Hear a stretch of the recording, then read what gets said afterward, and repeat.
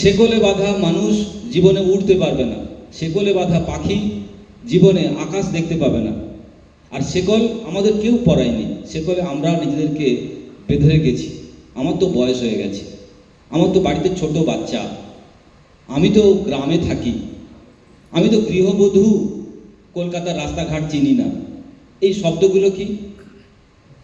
আমার স্বামী সব কিছু করে, আমি মেয়ে মানুষ, আমি অত কিছু জানবো কি করে? অথচ হঠাৎ করে যখন স্বামী মারা যায়, তখন সেই মেয়ে মানুষটাই হঠাৎ করে পুরুষ মানুষ হয়ে যায়। তার কারণ তার আর পিছুটান নেই, তার আর ভয় নেই।